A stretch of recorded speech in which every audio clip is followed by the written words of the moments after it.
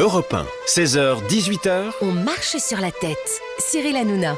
On marche sur la tête, on est avec vous du lundi au vendredi, 16h, 18h, bien entendu sur Europe 1. Je vous remercie de nous appeler, je vous remercie de participer à cette émission. Le succès de cette émission, c'est le vôtre, sachez-le. Et j'aime discuter avec vous tous les après-midi sur Europe 1. C'est un bonheur, en tout cas, d'avoir votre avis sur tout ce qui se passe. Et forcément, l'actualité du jour, c'est ce gouvernement. Ça y est, enfin. Alors, record pour Michel Barnier. Il a déjà un record, Jules Torres, vous nous en avez parlé hier. Le record du plus long délai pour former un gouvernement. Là, actuellement, aujourd'hui, on est à 15 jours. Le record, c'était Georges Pompidou qui le détenait en 62. C'était 8 jours, donc là, il a explosé.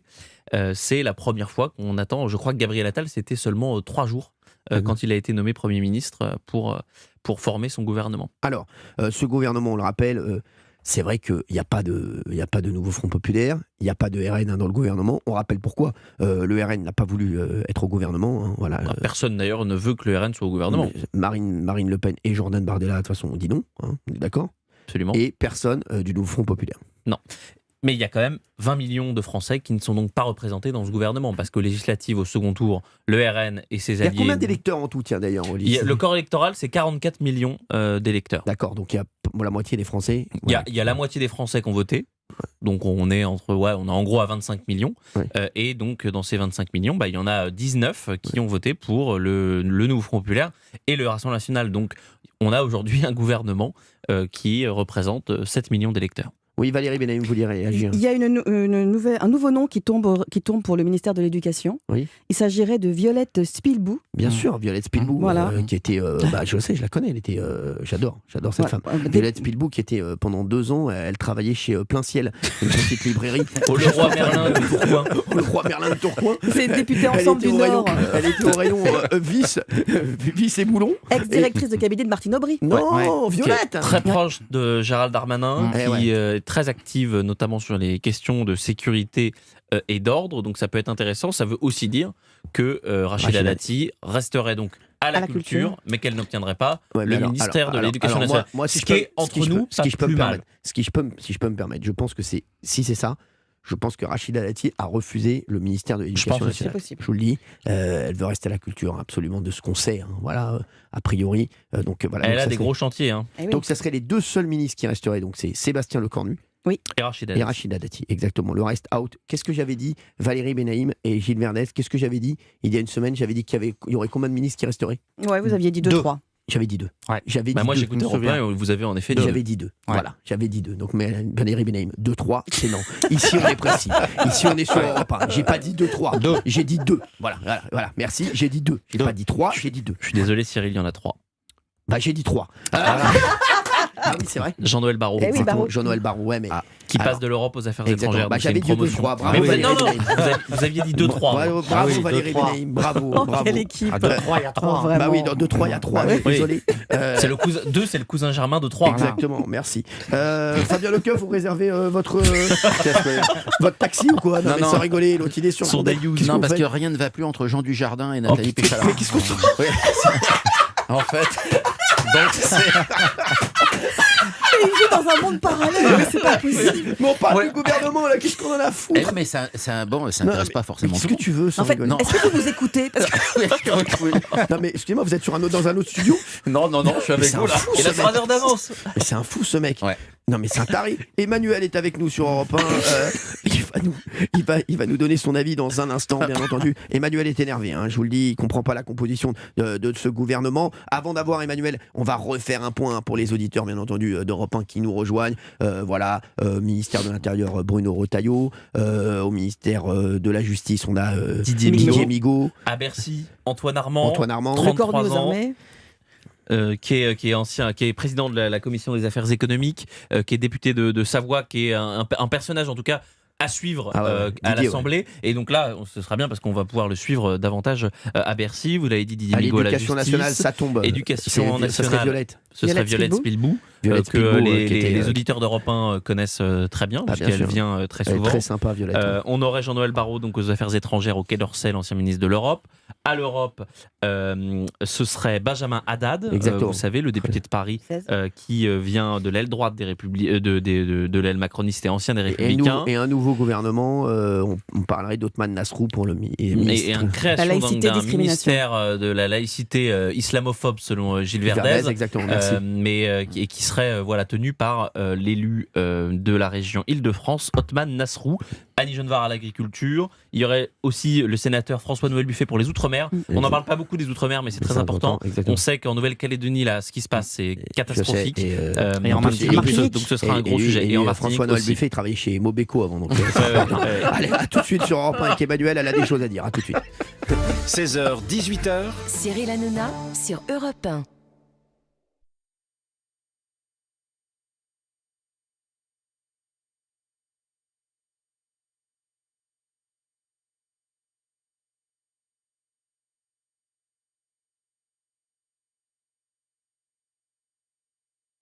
Europe 1. 16h, 18h, On marche sur la tête. Cyril Hanouna.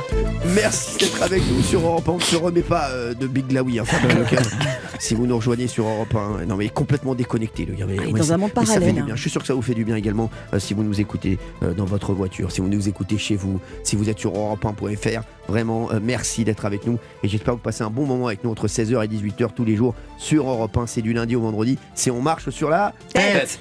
Merci. Gilles Verdez, c'est vrai que vous êtes le symbole de ce On marche sur la tête, même si je vous aime beaucoup. On parle du nouveau gouvernement, bien entendu. Est-ce que c'est tout ça pour ça? Il y a Emmanuel, elle est très énervée. Elle est colère, Emmanuel. Bonjour Emmanuel, merci d'être avec nous sur Europe 1. Bonjour, Merci d'être là Emmanuel. Vous habitez où? j'habite Lille. Lille, bien sûr. Il y a Lille, il y a Ah, Lille. Lille. Vous Ah, connaissez bébé, il y a Martine, Lille. j'imagine. Je connais Martine Vous Aubry. connaissez Martine. Bah, bien sûr. Mange Alors, avec elle tous les Et soirs. Violette Spilou, donc. Et on parlait de Violette, hein. Lille. Violette Ah, Spilbou. Violette, ouais. Violette Violette qui était chez Martine pendant longtemps. Exactement, Violette Spilbou qui serait à À la mairie. l'éducation. Qui serait à l'éducation. C'est vrai. Ouais. Ouais. Qu'est-ce que vous en Vous pensez? connaissez Adrien, vous connaissez Hugo, bien sûr. Hugo Boss. Non Hugo Bernalici. Ah Et Adrien bien Quatennens. sûr, exactement. Et Adrien Quatennens, Ah, c'est bah. dit, on en a des chouettes quand même. Ah bah là, il y a une belle équipe chez vous, hein, Emmanuel. Voilà, c'est une Vous super les aimez pas équipe. beaucoup, Ouais. visiblement. Emmanuel, moi, je sens que j'ai bien aimé Emmanuel. Je ne les aime pas beaucoup. Disons que je sais pas s'ils travaillent pour la France ou pour une puissance étrangère, c'est tout. Après, chacun est libre de penser ce qu'il veut. Ouais, c'est fort ce que dit Emmanuel. Emmanuel, qu'est-ce que vous pensez de la composition de ce nouveau gouvernement? Je dirais que la France, elle est vraiment coupée en deux. Bon, alors, on a entendu M. Macron qui nous offre des jeux en pagaille, hein, nous dire pendant les Jeux Olympiques qu'il fallait former une équipe. Je ne vois pas trop comment on forme une équipe quand on coupe la France en deux. Et je vais citer Onfray. Il y a d'une part ceux sur lesquels s'exerce le pouvoir et c'est le peuple. Donc nous, on exerce le pouvoir sur nous. Et d'autre part, ceux qui exercent le pouvoir, ceux qui exercent le pouvoir, c'est les élites. En fait, elle s'appuie sur un peuple qui n'est plus en accord avec elle. Enfin, comme on l'a dit tout à l'heure, il y a 19 millions de Français qui n'ont pas été représentés dans cette élection. Et puis, le fossé se creuse.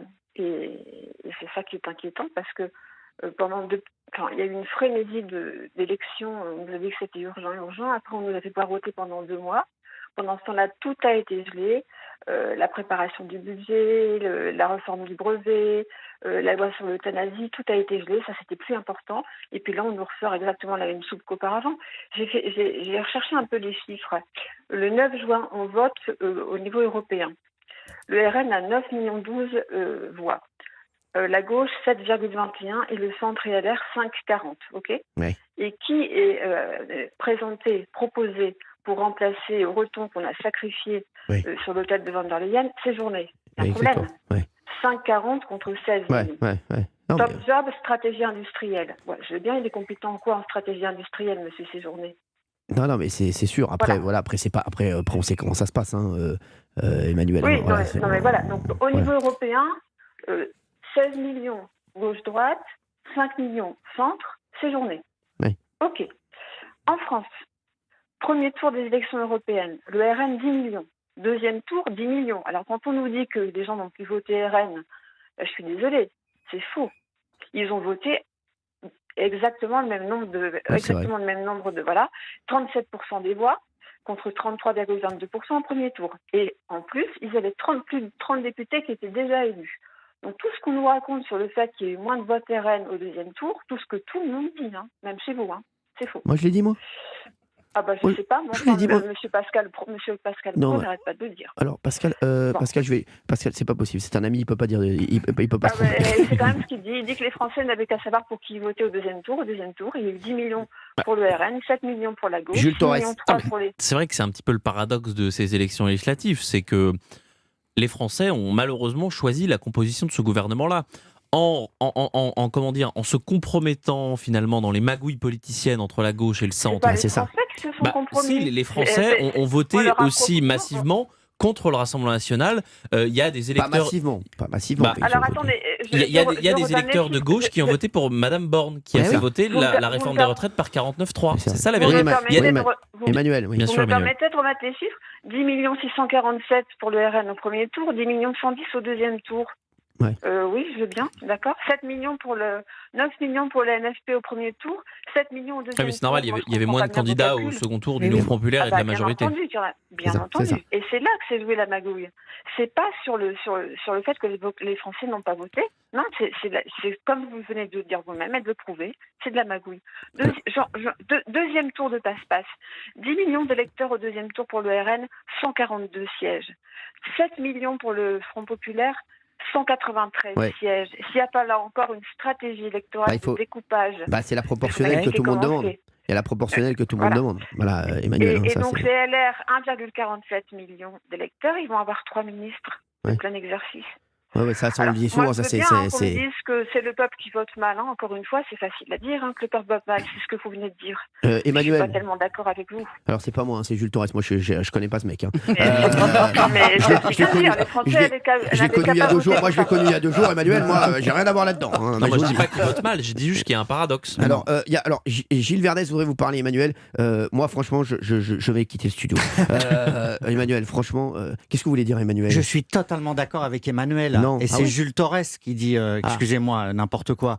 Pourquoi Il a l'air de dire que les Français n'ont pas choisi, Ouais. que ce sont les Français qui sont l'auteur de ce paradoxe, etc. C'est un gouvernement de compromission. Les Français, ils ont choisi. Qui vote Ils ont voté à l'extrême droite, à l'extrême gauche. Ils ont choisi. Sans donner de majorité Ils ont- ni à Arrête. l'un ni à l'autre. Mais ça, c'est la manière dont est fait l'élection. C'est la manière dont est C'est la constituée structure, c'est la structure. la structure de l'élection. Arrêtez là, vous rejetez sur les Français le grand flou du gouvernement. Ouais, Moi, je suis désolé. Des millions de Ouais. gens, des dizaines de millions de gens ne se reconnaissent pas dans ce Gilles, gouvernement. Mais les laissez-moi finir. Français ont-ils donné une majorité à quelqu'un? Mais arrêtez, mais ça Mais on ils s'en savaient pas. fout. Non, Regardez mais les parce millions que- de votes. Non, mais Les gens, Jules- ils votent. Jules, excusez-moi, parce que Jules est mon ami quand même. Oui, On se moi calme- aussi. On se calme 2 minutes, hein, s'il vous plaît. J'aime beaucoup Gilles. Je suis d'accord avec Gilles là-dessus, c'est que Jules, les Français, ils ont voté avec ce qu'on leur proposait. En fait, et comme au deuxième tour, il y a eu une proposition, bah oui, quand je t'ai dit, c'est ce que je dis tout le temps, c'est quand tu joues au tennis, tu as fait un premier set, tu es en 1 contre 1, et le deuxième set, tu dis, bon, bah non, finalement, on va jouer à 1 contre 3, forcément, voilà. Et donc, ils n'ont pas laissé le choix aux Français non plus. Je suis désolé. Oui. Je suis désolé. Et Donc, le oui. Il y problème, a le c'est vote que blanc, c'est il y un a vote. l'abstention. Mais non, c'est un Non, vote non, de non. conviction Ah, quand oui. vous allez mettre votre bulletin. Non, là, il n'y a pas eu un vote de conviction. C'est l'inverse d'un vote de Est-ce que je peux conviction. finir ma phrase Là, il y a Quand pas eu des de vote de électeurs de gauche conviction. vont voter pour Darmanin, c'est pas un vote de conviction. Exactement, oui. Mais il a raison, c'est pas un Là, vote de c'était un conviction. vote Enfin. pour faire barrage. C'était pas un vote Exactement. de conviction. Mais tout le monde a voulu faire barrage à tout le monde, en fait. Mais C'est non, ça, en fait. La gauche et le centre ont piégé les Français. Oh, C'est peut-être arrêtez. là-dessus qu'on peut Voilà. se rejoindre. Voilà. Alors, Emmanuel, on est. Je suis d'accord. Là, Voilà. je suis d'accord. On est d'accord. C'est pas du. Voilà. Alors, moi, je vais vous dire, Jean-Louis Thériault, LR, qui est pressenti pour être à la Défense, grâce à qui il a été élu grâce à un retrait Bien sûr. d'une candidate écolo qui faisait 28% et qui s'est Mm. retirée pour lui. Ouais. Vous croyez qu'elle va être ravie, la candidate écolo, quand elle va le voir à la Défense? Non, mais c'est sûr. Non, mais c'est sûr. Bah, t'as là tout- encore, trahison. toute façon- Et trahison non seulement des Français, mais également des députés qui se sont compromis à ces alliances-là. Donc on trahit le peuple et on trahit le premier échelon de représentation du peuple. Ah, si ça, c'est pas des magouilles de nomenclatura, il faut qu'on m'explique. Hein. Moi, j'ai une petite question à vous poser. C'est une parenthèse. Je pose la question, hein, bien entendu, sur les procurations qu'il y a eu cette a eu élection énormément. législative et entre les 2 tours, premier tour, etc. Je vous pose une question simple. Est-ce que c'est vraiment bien bordé tout ça? Ah oui. Moi, les mecs, voilà, je pose la question parce que il y a eu énormément de procurations. Je sais pas. Oui, on a battu des records. Je crois qu'on en a Oui, fait plus de oui, 4 millions. période Parce de que les vacances. Français sont très concernés. Ça fait basculer l'élection, ça. Ça fait basculer l'élection, mais vous Ouais. savez, il y a une grande discussion sur et le vote par procuration et le vote électronique.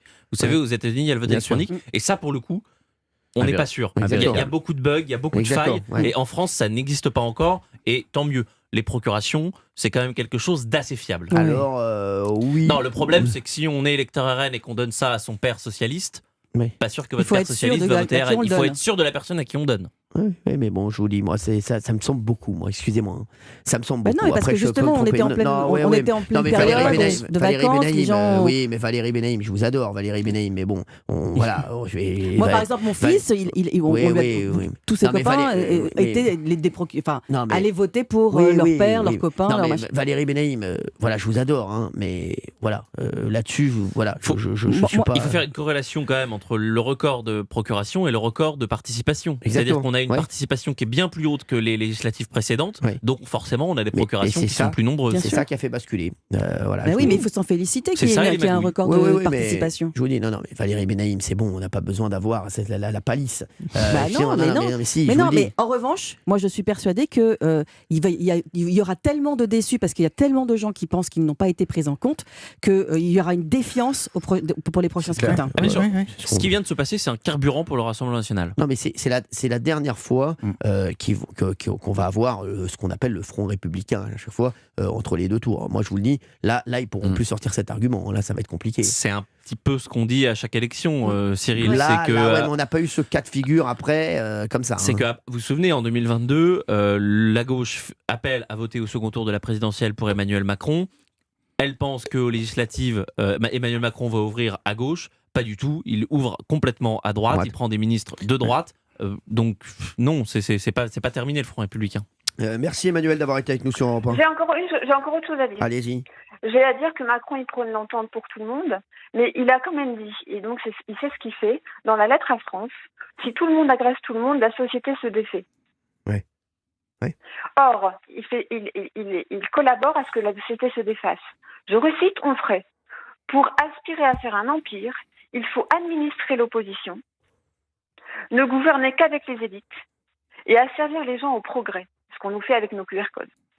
Pour détruire la liberté, il faut assurer une surveillance perpétuelle, se réjouir des fêtes obligatoires, suivez mon regard, et uniformiser l'opinion. Je pense que vous êtes bien passé pour savoir que c'est la bataille du gouvernement. Oui. Et pour propager la haine, il faut se créer un ennemi commun. Eh bien, nous y sommes. Ça, c'est extrait du livre Théorie de la dictature de Michel Onfray. Et on rappelle M. Macron, ce qu'il dit pour se donner bonne conscience et pour faire semblant que c'est un gentil. Si tout le monde agresse tout le monde, la société se défait. Merci Emmanuel. Voilà, je voulais vraiment ajouter ça. Et en plus, je pense que les gens qui travaillent pour lui ne sont pas forcément comme lui. C'est ça le pire. Eh bien, merci Emmanuel d'avoir été avec nous sur Europe 1. On va prendre Evan en ligne sur Europe 1 qui est avec nous. Ce sera le dernier auditeur qu'on va prendre aujourd'hui. Evan. Bonjour Cyril. Merci Evan d'être avec nous sur Europe 1. Vous nous appelez d'où Evan? Bonjour Cyril. Bonjour Evan. Angers. Angers, ah bah ouais, comme la dernière fois. Bah vous n'avez pas déménagé depuis. Bon bah très bien, j'adore. Ouais, c'est vrai qu'Angers est une des villes les plus aimées. Hein. Oui. Les Français, il faut vivre. Il fait bon vivre. Exactement. Bah voilà. La plus belle ville de France. Vous êtes marié, fiancé, Evan? Célibataire. Célibataire. Alors ça, c'est pas mal ça. Hein. Je vais vous dire, à l'approche de Noël, il faut être toujours célibataire. C'est ce que disait mon grand-père. Il disait, c'est pas sur le sapin qu'on va mettre les boules. Il avait le sens de la formule. Ce que disait toujours mon grand-père. Je l'embrasse d'ailleurs. C'est joli. Merci. Et Evan, vous voulez nous parler vous auriez aimé plus de coalition, vous, c'est ça hein, plus de coalition, et puis quand on sait que Emmanuel Macron a été désavoué 2 fois législative européenne, et là, il nous resserre la soupe, à peu près le même gouvernement. Mais en fait, on se paye notre tête. On se paye notre tête. Donc moi, j'ai très peur qu'il y ait une colère qui monte dans le pays, clairement. S'il n'y a pas de réforme la prochaine fois, il faut absolument réformer le système. Parce que le mal original, comme vous l'avez dit, c'était au second tour les alliances. Oui, bah oui. Donc, s'il n'y a pas de réforme, comme la prochaine fois, eh bien... vous voulez de la proportionnelle, c'est ça de la proportionnelle, puis même, ces ralliements qui n'avaient aucun sens au second tour. Ah oui. Non, mais ça n'avait aucun sens. Aucun Mais sens. Ça, je suis d'accord avec vous. Edouard Philippe qui rejoint des communistes. Non, mais là, c'est n'importe quoi. Bertrand des LFI, mais qu'est-ce que ça veut Ah oui, dire? non, mais là, franchement, c'était la foire à la saucisse, là. Oui, mais le problème, mais c'est les magouilles, c'est pas le mode de scrutin. Je sais, non, mais c'est les magouilles, voilà, mais le mode de scrutin aussi joue. Le mode de scrutin joue. Proportionnel, c'est pas la même, Jules. D'ailleurs, ça aurait été intéressant de voir ce que ça aurait donné à la proportionnelle. Ce serait intéressant de le voir si vous pouviez le calculer. Vous le lirez dans JD News la semaine prochaine. Eh ben bravo, voyez ou pas comment on est raccord. Mercredi prochain dans les kiosques. Evan, malheureusement, c'est la fin de l'émission. Est-ce que vous pouvez nous rappeler lundi? On est toujours là. Très bien. On bouge pas. Problème, je vous fais des gros bisous. Vous passez un bon moment à Angers et vous avez la plus belle chose dans la vie. Vous êtes jeune, célibataire. Oui. Donc forcément, profitez de ce week-end. Vous allez faire une petite sortie ce week-end? Non, plutôt calme. Ce week-end, ça va être. Oui. Moi aussi, là, je fais juste au Papa Youlélé, un petit boire. Un petit bar à la mode sur Sergi Pontoise. Merci, Evan, d'avoir été avec nous. Je voudrais dire bon week-end à tous les auditeurs d'Europe 1. Merci d'avoir participé à toutes nos émissions. Et on se retrouve bien entendu lundi, 16h sur Europe 1. Tout de suite, c'est Thierry Cabane sur CNews Europe 1 pour Punchline. Salut à tous.